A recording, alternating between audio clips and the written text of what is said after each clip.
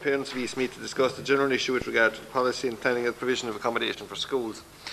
On behalf of the Joint Oireachtas Committee on Education and Science, I would like to welcome Ms Sharon Tolan, Ms Louise Daly, Gary McAllister, Mr Joe Daly, Ms Teresa Murphy, Mr Brendan Murphy, Mr AJ Cahan and Mr Peter O'Hara to the meeting. You're all very welcome.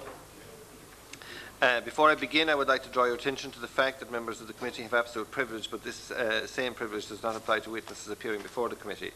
Members are reminded of the long-standing parliamentary practice to the effect that they should not comment on, criticise or make charges against a person outside the House or an official by name in such a way as to make him or her identifiable. I will now ask Ms Tolan on behalf of the concerned parents of East Meath to make their presentation, and then we will go to members. So, Sharon. I would like to thank the committee for inviting us to speak here today. Our situation has been a difficult and upsetting experience, to say the least, and one we believe could have and should have been avoided. An experience we hope no other child, parent or family should have to go through in this country, but one we fear will occur again and again unless lessons are learnt and changes are made.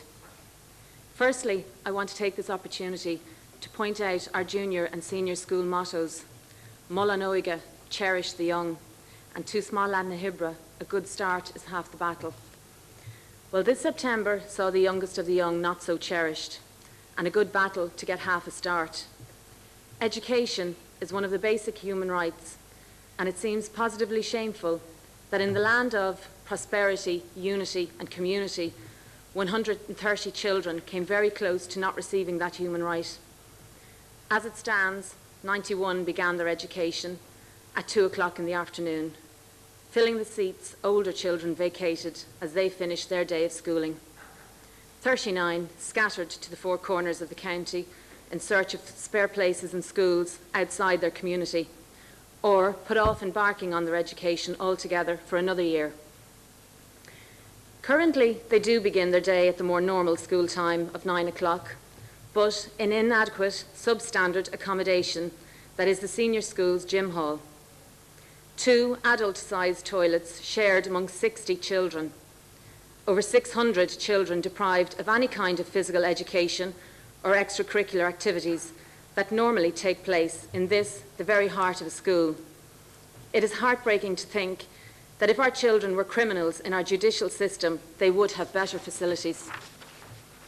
We have children as young as 12 and 13 becoming commuters on our secondary school commuter belt, leaving their homes at 7 or 7:30 in the morning to make the journey to secondary schools miles away, in Drogheda, Balbriggan, even as far as Swords. Is it any wonder that East Meath is experiencing a dropout rate of 1 in 4 in our secondary education? Well, we can expect a higher dropout rate as the secondary schools in these areas that historically took our children have now closed their doors full to capacity.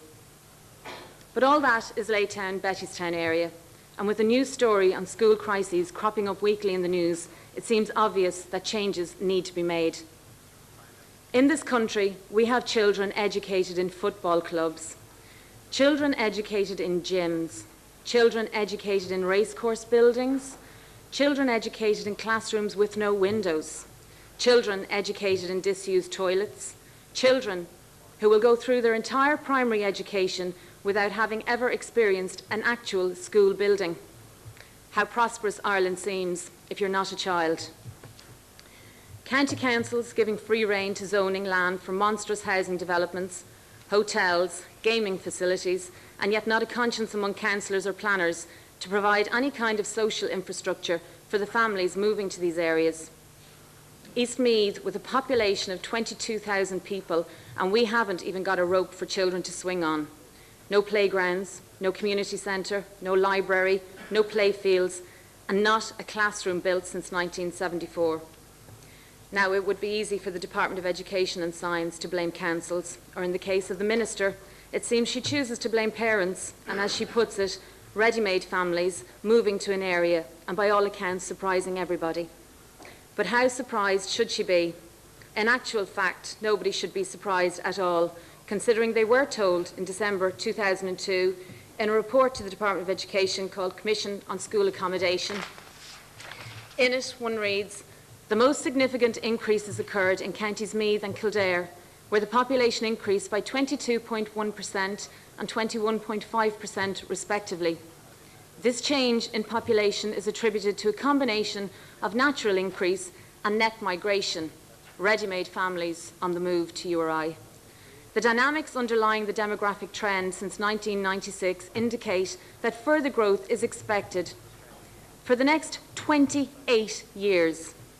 They go on to say, an examination of migration classified by age group 0 to 14 for 1992 to 2001 indicates that the recent trend in net migration is having and will continue to have an impact on school enrolments for the foreseeable future.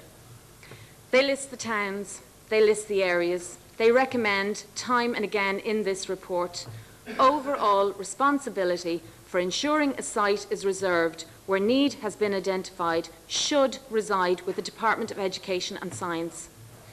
We believe proactive planning would serve our children better instead of reactive distribution of prefabs to firefight these increases in population. We believe a formula should exist, starting with local government or the Department of Education and Science, and ending with the provision of schools. Legislation should be put in place to protect our children's right to an education. For every X amount of acres zoned residential, X amount of acres should be zoned educational, and ownership of these sites should be assigned in trust to the local authority before the rezoning becomes effective and long before any housing is granted planning permission. This would ensure that at the very least the site is there and ready to be developed on. If a school is to be built, the Department of Education and Science should deal with that entire process, and only at the point of completion should any responsibility for its running be handed over to a patron. We cannot continue to leave the responsibility of providing land for schools in the hands of well-meaning but inexperienced patrons and boards of management. We cannot continue to accept the unacceptable, excuse the inexcusable, and live with this appalling standard of school accommodation for our children. We cannot continue to allow our teachers and principals to be expected to struggle to educate our children. Because in the Ireland of prosperity, unity and community, the words struggle and educate should not exist in the same sentence. We are recommending that as a matter of urgency, the recommendations made in this report and the recent ESRI report are put into action. The taxpayers' money is spent well. The recent report from the UN Committee on the Rights of the Child have made several recommendations on education, which I quoted in my letter to the committee. How many reports with recommendations do we need before changes are made? We feel it is incumbent upon the committee here today to take action, to decide now that our children deserve more. I would like to thank the committee for your attention here today, and I would like to introduce Louise Daly.